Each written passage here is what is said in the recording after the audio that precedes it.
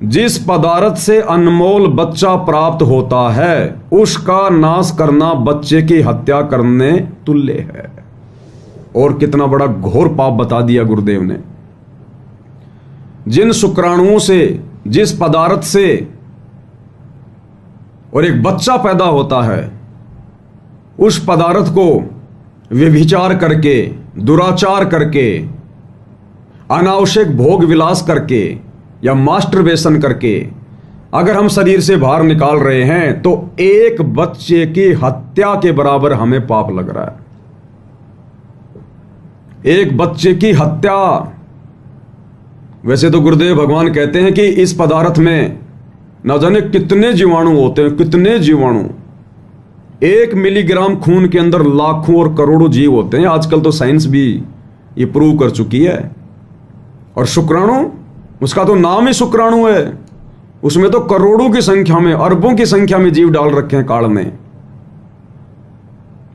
तो गुरुदेव भगवान कहते हैं कि अनावश्यक भोग विलास करना, यानी जो भाई बहन शादीशुदा हैं उनके लिए भी गुरुदेव शिक्षा दे रहे हैं कि अनावश्यक भोग विलास करना एक बच्चे की हत्या करने के बराबर है। हत्या करने के बराबर यह आदेश है। सुना ना आपने पहले शुरू में कि कुछ नियम आपको फार्म पे लिख के दिए जाएंगे। कुछ नियम जब आप ये कथा सुनोगे, सत्संग सुनोगे, तब आपकी समझ में आएंगे। और कुछ नियम आप वैसे भी कॉमन सेंस से समझने लग जाओगे। तो काल यही तो हमारे सबसे ज्यादा कर्म बिगाड़ता है, रजोगुण के माध्यम से। हमारी सबसे ज्यादा शक्ति क्षीण यहीं से तो होती है। और गुरुदेव ने बता दिया, अनावश्यक भोग विलास, इस पदार्थ को अपने शरीर से बाहर निकालना एक बच्चे की हत्या तुल्य अपराध है।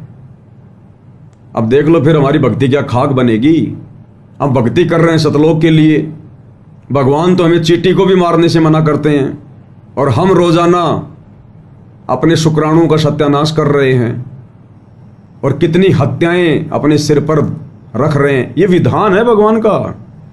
इसीलिए तो हम लोग सतलोक जाने में देरी कर रहे हैं।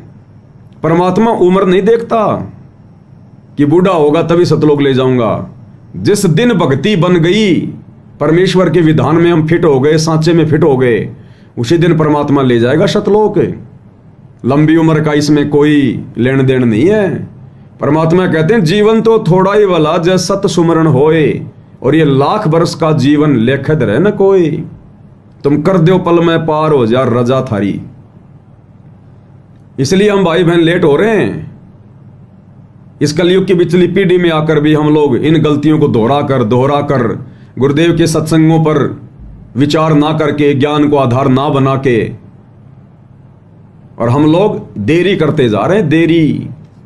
तो अब गुरुदेव कह रहे हैं कि अनावश्यक भोग विलास भी वर्जित है।